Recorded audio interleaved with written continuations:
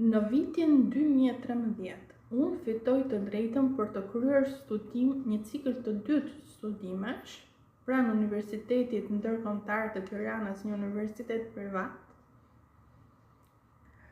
në degën Finans Bank Kontabilitet. Në vitin 2014 kam kryer vetëm vitin e parë të studimeve, pasi universiteti shpalli falimentin.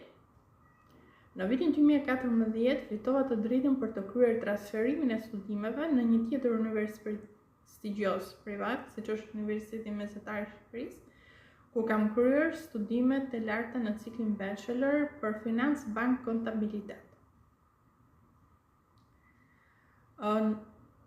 Pasi mbarova ciklin e studimeve në Universitetin Mesatar të Shqipërisë, kam fituar të drejtën për të kryer një master shkencor në Universitetin e Tiranës, pranë Fakultetit Ekonomik për Administrim Biznesi.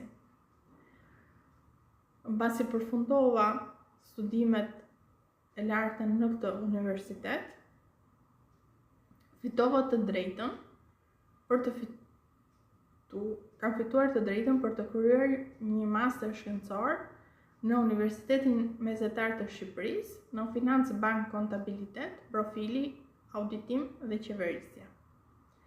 Aktualisht kam fituar të drejtën për të kryer studimet e ciklit të tretë shkencor në të treja disiplinat e mësipërme.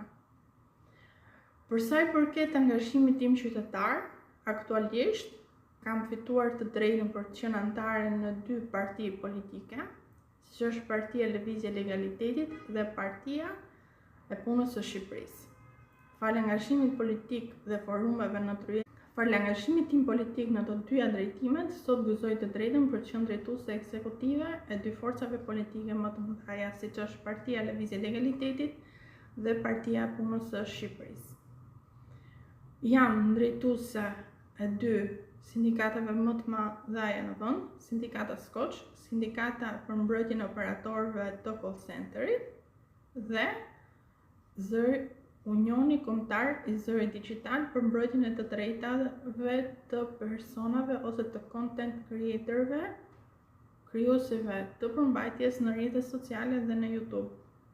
Pjesë e videos Get to Know Me do të jetë edhe arsye pse unë vendosa të kem një kanal në YouTube ose të jem pjesë e rrjeteve sociale. YouTube është një platformë digjitale e shpërndarjeve të videove online, ku shikuesit mund të ndjekin, të ngarkojnë, të